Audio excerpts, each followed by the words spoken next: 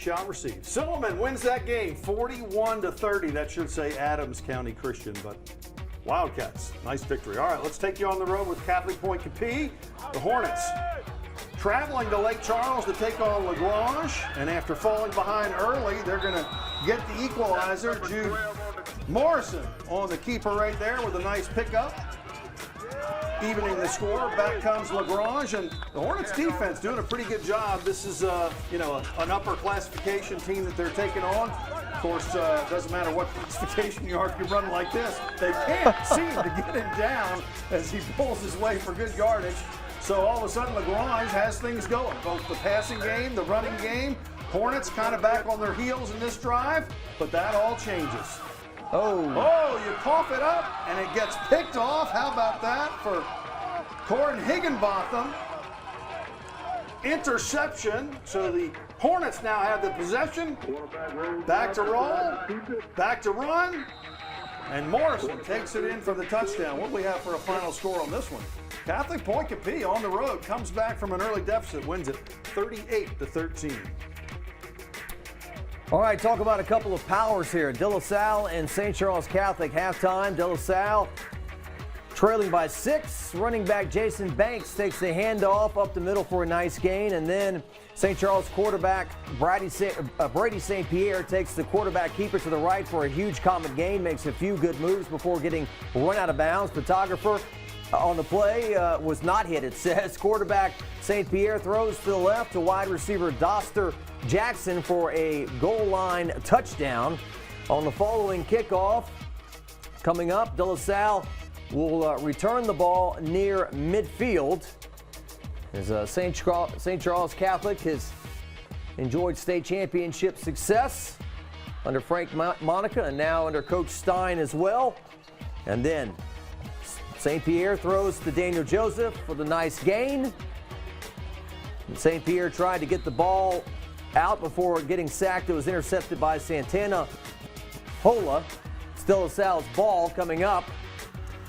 And then the quarterback Evan Arsenault tried to throw over the middle, and the pass is intercepted by Rashawn Hillier. We showed you some football in this. I'm not sure how many consequential plays we showed you, but there you go.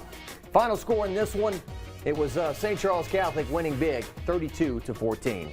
The Lafayette area was hit with all sorts of lightning delays and issues. I guess we'll get to that in a minute, but right now we're going to take a look at Rohan Davey and his Ascension Christian team taking on North Central. First play of the game, and North Central's McKinnis Sardi in for the touchdown. 8-7 was your score. But the Lions would come back to take the lead. Christian Knoll finding Jace Harrelson for the touchdown. 14-8, Ascension Christian goes in front. I guess his name was Savoie. I couldn't read it the first time I read it. But that's the quarterback for North Central, who doesn't have as much luck on that running play. From there, it's Knoll handing off to Braden Duke for the touchdown. Ascension Christian up 20-8 at that point. A little bit later, Jamarian Tanner. Tyshawn Merle fights away tacklers, but eventually is dropped, and I think Ascension Christian went on to take care of business in that. So let's check out the final score. 28-8, Rohan Davies' team with the victory. They were winless last year, right? That's right, 2 wins already, right? So here we are on the road, one of many weather delays in the Lafayette area. This one involving St. Thomas More and Catholic High. But the Cougar fans stuck around and were rewarded with lots of big plays. That was nearly a Daniel Beal interception. A couple of plays later, though, Beal will drop back, connect with Barry Remo. Catholic High would get on the board first in this game, taking a 7-0 lead in the second quarter. Sam Altman going to hand off to Hutch Swilly, who beats the Bears defenders to the edge and in, tying the score at 7. I don't think this one's over yet because of that long delay. What score do we have, though? Catholic High and St. Thomas More, 21-21. Doesn't say what quarter it is. I'm assuming it's somewhere in the second half by now with that score. Central Private and Northeast.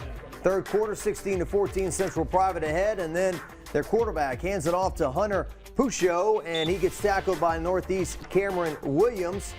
Then Northeast quarterback Cameron Williams hands it off to Jerome Sampson for a good run coming up. And then they go to Sampson again for another nice play. And this time, it'll end up being a touchdown, I believe, or eventually, as they keep running Sampson. There's the hole. He breaks it, and he is off and running, and he is a big kid. So it's, at that point, 20-16, Northeast takes the lead with that run. They would go for two, but they are stopped short here coming up. Final score in this one tonight as we take a look.